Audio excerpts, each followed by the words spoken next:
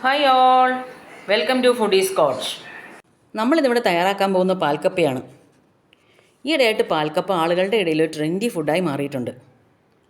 വളരെ ടേസ്റ്റിയുള്ളൊരു ഫുഡാണ് പാൽക്കപ്പ.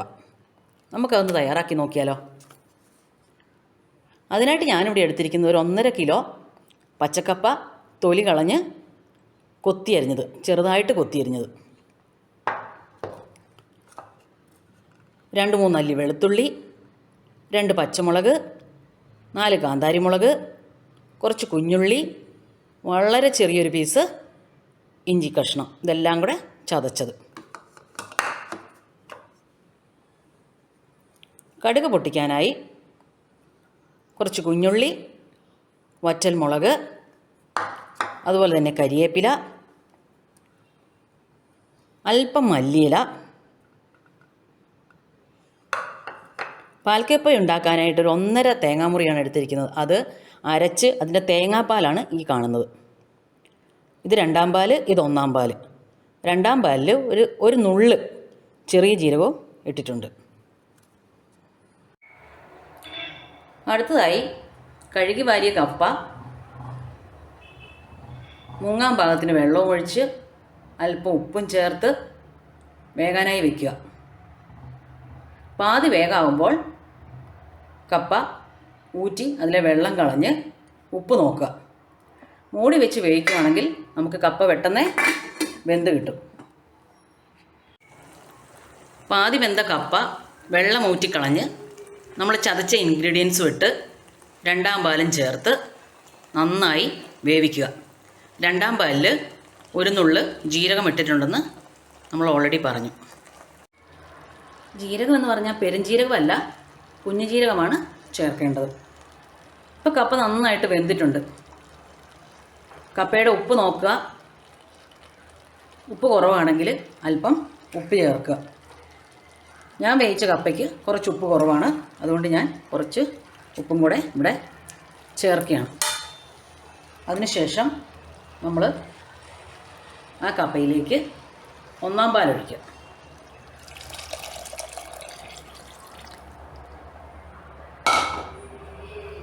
തീ കുറച്ച് വെച്ചതിന് ശേഷം കപ്പ നന്നായി ഇളക്കി യോജിപ്പിക്കുക.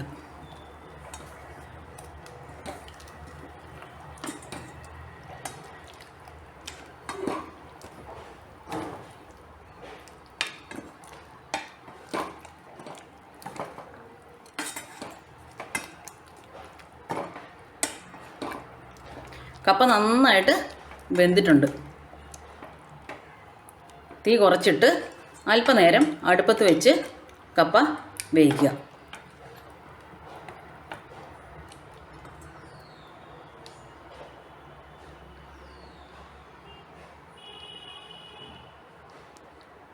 കപ്പയിൽ തിള വരുന്നത് നിങ്ങൾക്ക് കാണാം.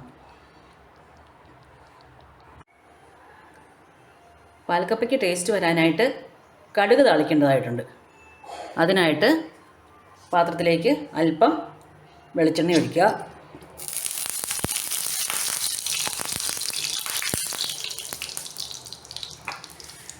അല്പം കടുക് ഇട്ട് കൊടുക്കുക.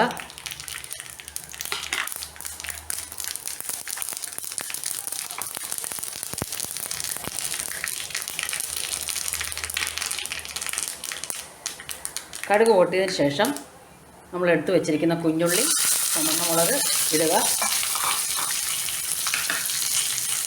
നന്നായി വേകുന്നിടം വരെ ഇളക്കി കൊടുക്കുക.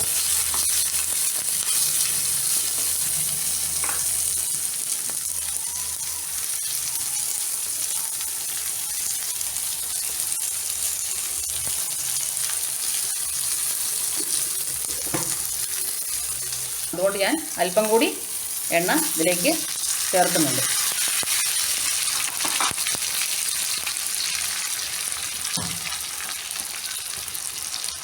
ഇനി നമ്മൾ എടുത്തു വെച്ചിരിക്കുന്ന കരിവേപ്പില ചേർക്കുക.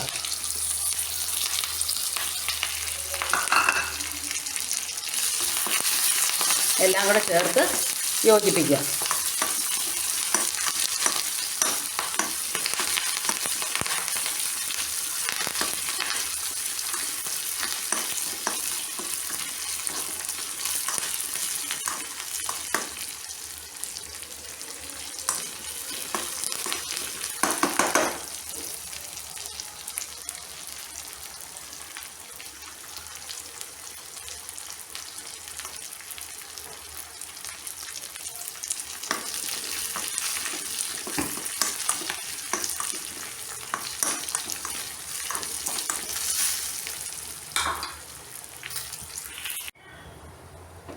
ഇനി ഈ കടുക് താളിച്ചത് പാൽക്കപ്പയിലേക്ക് ചേർത്ത് നന്നായി ഇളക്കുക.